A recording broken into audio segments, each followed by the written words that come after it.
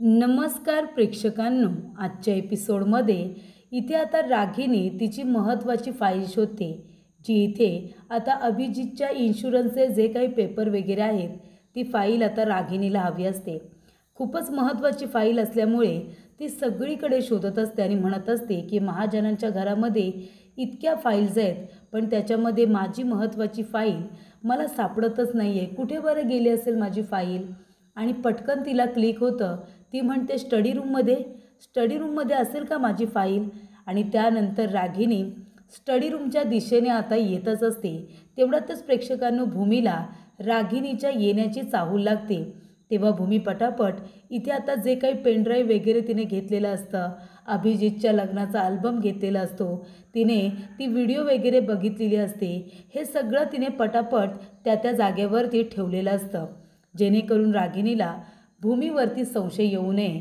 अभिजितचा photo भूमीकडे काय करतोय हे जर आता तिला कळलं असतं तर खूप मोठा गोंधळ झाला असता. प्लॅन सुरू होण्याच्या आधीच फ्लॉप झाला असता.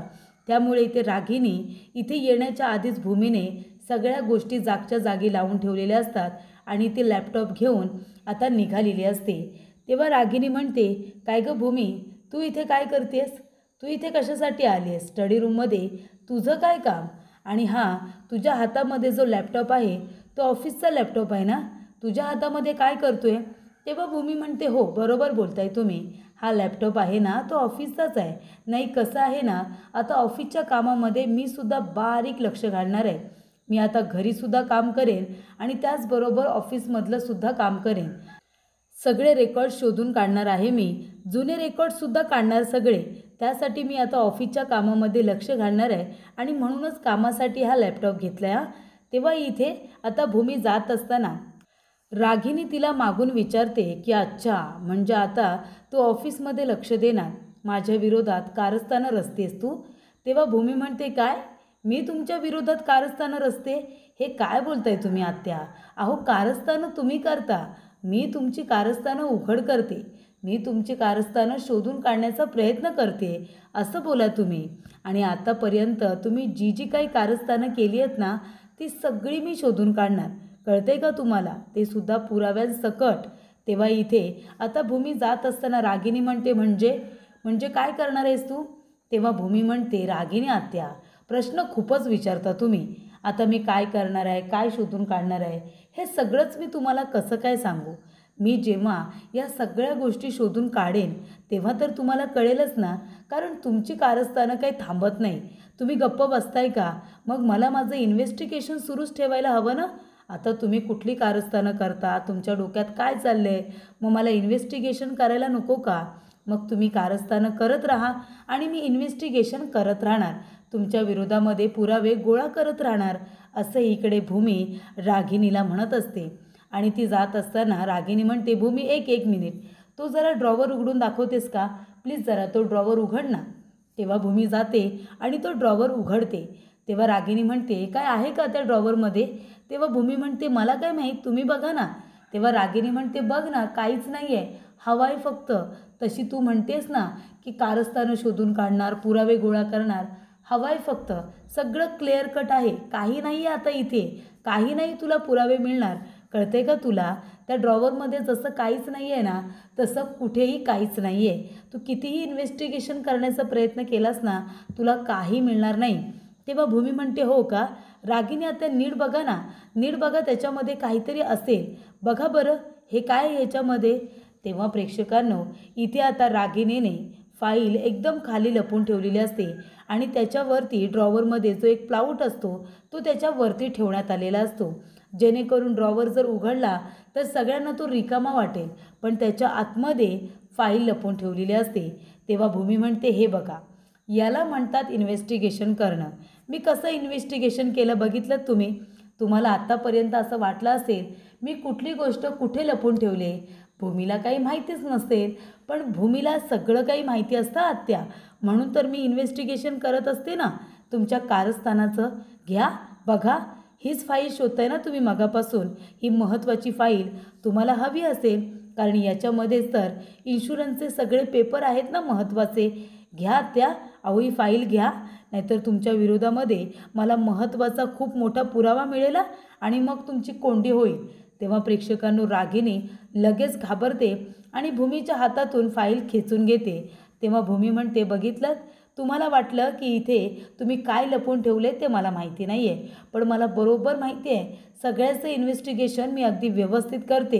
ही फाईल या ड्रॉवरमध्येच होती, मला आधीपासूनच माहिती होतं. तेव्हा इथे भूमी म्हणते, घ्या ना फाईल घ्या. काय हो आत्या, किती घाबरता तुम्ही, डरपोक कुठल्या, एक नंबरच्या डरपोक आहात तुम्ही, कळतंय का, घाबरणारे आहात तुम्ही. तेव्हा प्रेक्षकांनो रागिनीला खूपच जास्त राग येतो.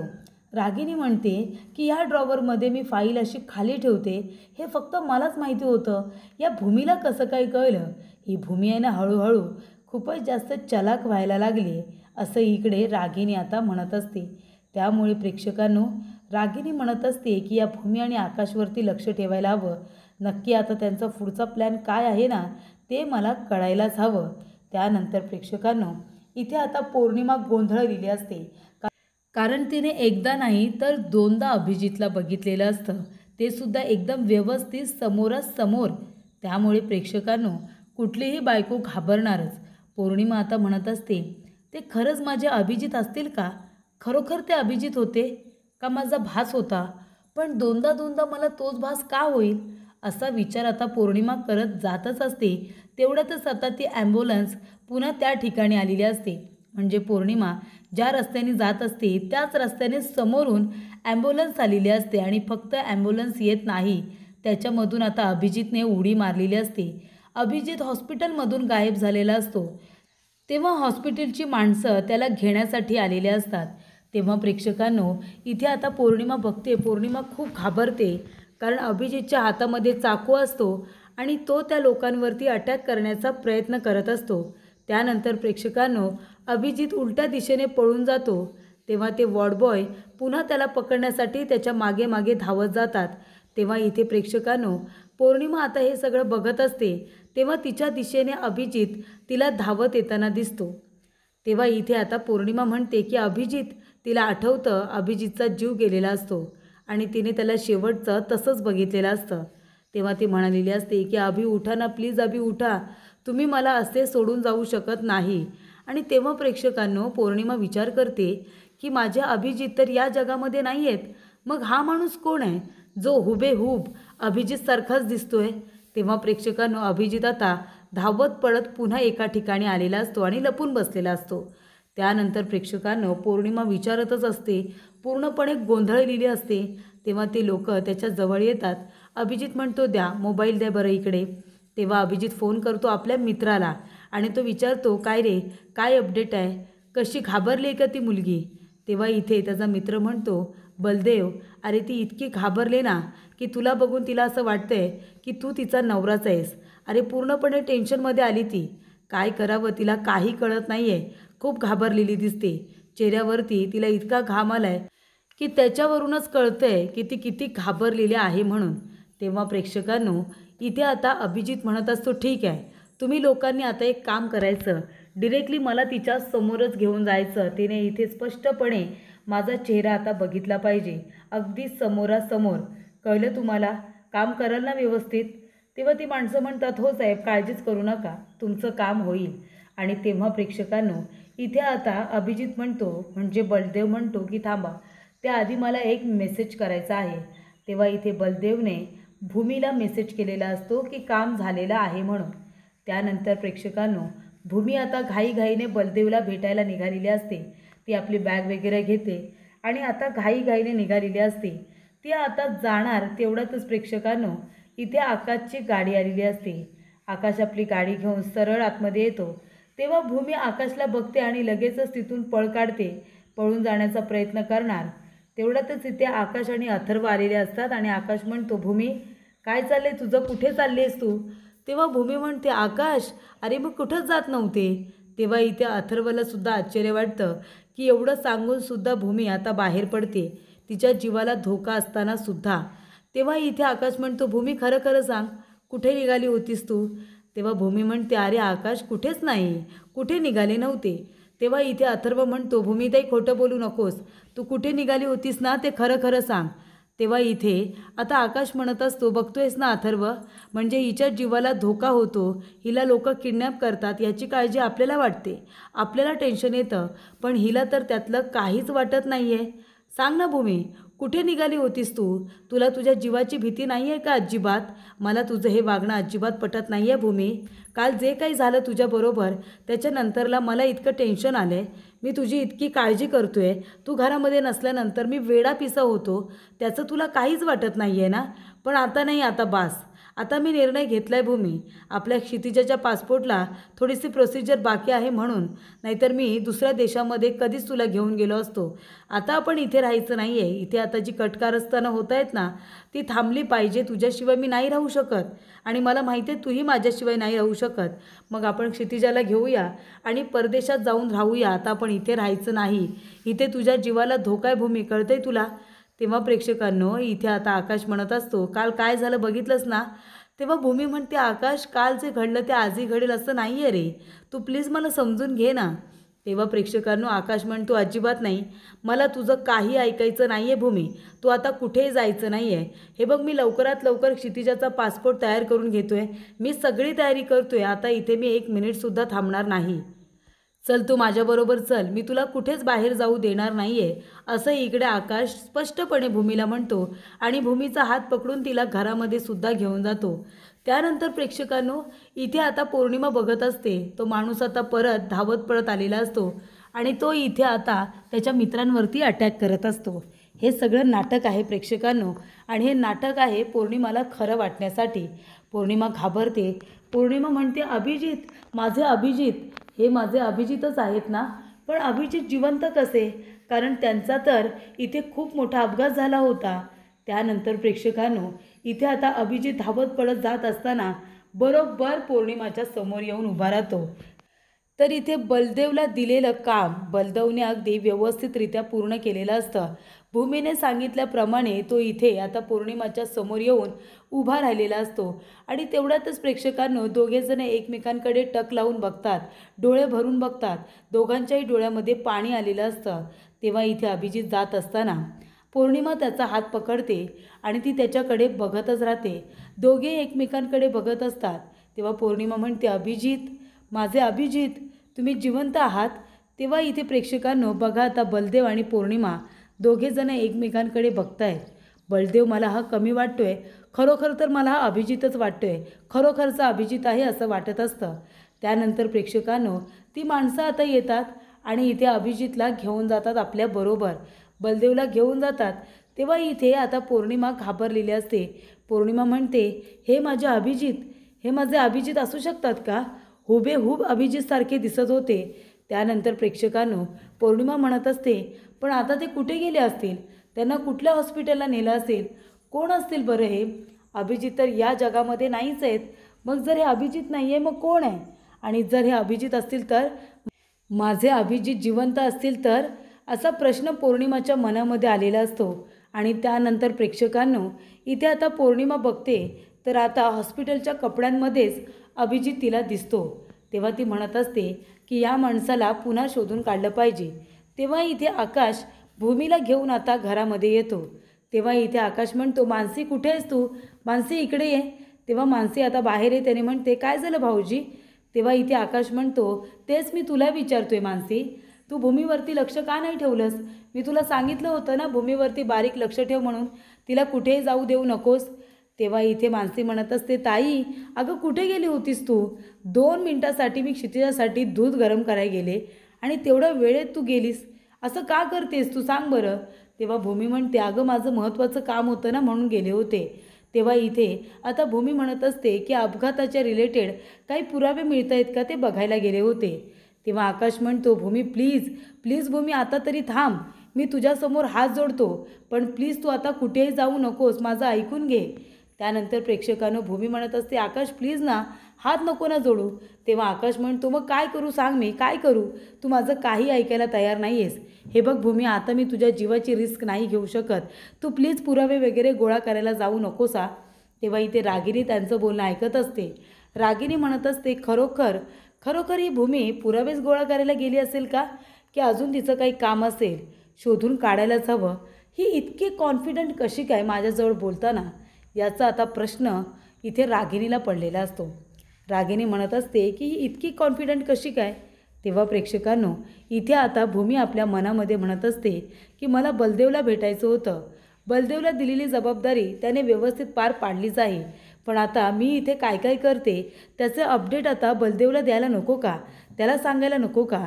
तर इथे आकाशने आता मला डांबूनच ठेवलं आहे इथे.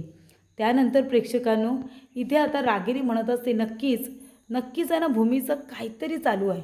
म्हणजे काहीतरी गडबड नक्की आहे. नक्की भूमीचं काय चाललं आहे ना, मला काहीच कळत नाही आहे.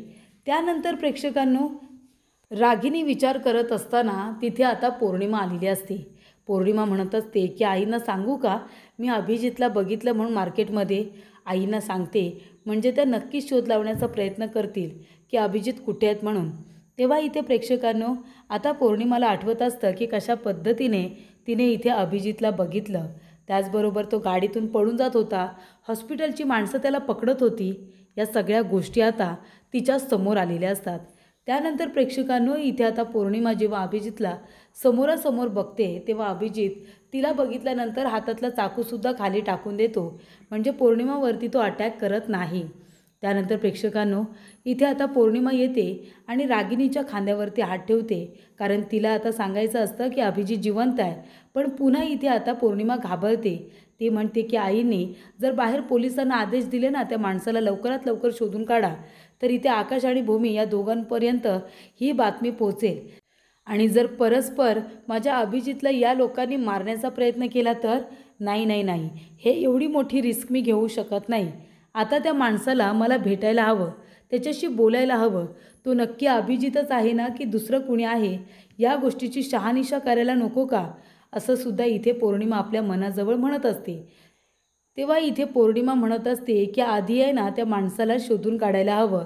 तो नक्की अभिजितच आहे का आणि तो हॉस्पिटलमध्ये कधीपासून आहे, या सगळ्या गोष्टी मला शोधून काढायच्या आहेत. तेव्हा रागिणी म्हणते, काय गं पौर्णिमा, काय झालं, काय बोलायचं आहे ना तुला, बोल ना, काय बोलायचं आहे. तेव्हा रागिणी म्हणते, अगं बोल, काही महत्त्वाचं असेल तर थांबू नकोस. तेव्हा पौर्णिमा म्हणत असते, नाही आई, महत्त्वाचं असं काही नाही आहे. पण तुम्ही मला सांगा, त्या भूमीच्या किडनॅपिंगबद्दल काही कळलं का तुम्हाला, किडनॅपिंगबद्दल काही पुरावे मिळाले. तेव्हा रागिणी म्हणते, नाही ना, एकसुद्धा पुरावा मिळत नाही आहे. त्या रागिणीच्या विरोधामध्ये तिला पुरावे मिळत आहेत त्या भूमीला, आणि भूमीला मात्र पुरावेच मिळत नाही आहेत. आता काय करायचं, कशा पद्धतीने शोधून काढायचं सत्य, असं इथे आता पौर्णिमा म्हणत असते. उद्या त्यांना त्याच ठिकाणी गाठावं लागेल, नाहीतर दुसऱ्या ठिकाणी जावं लागेल ज्या ठिकाणी त्यांना ठेवण्यात आलेलं आहे, असं इथे आता पौर्णिमा आपल्याच मनाशी म्हणत असते. आणि ते रागिणी इथे आता प्लॅटिंग करतच असते. तेव्हा प्रेक्षकांनो, भूमीला हरवायचं कसं असा विचार करत असताना भूमीच आता सारखी जिंकत आहे.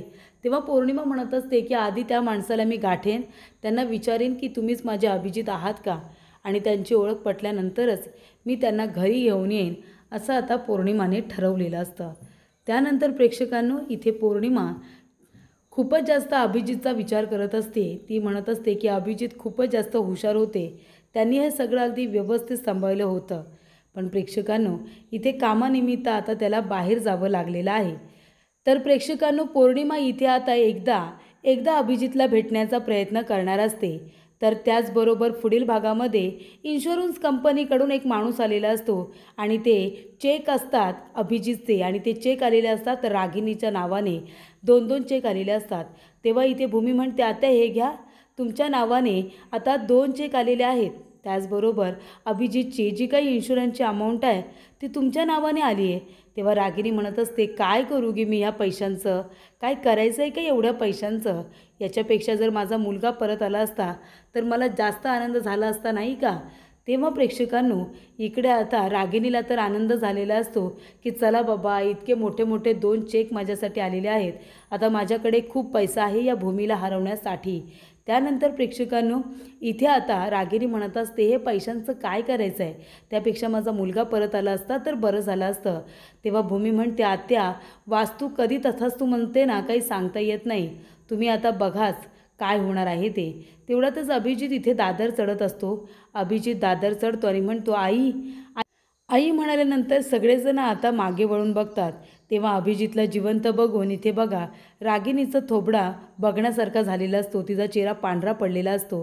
कारण जेव्हा इथे भूमी म्हणते की वासू तथास्तू म्हणते आणि तेव्हाच इथे अभिजित परत आलेला असतो.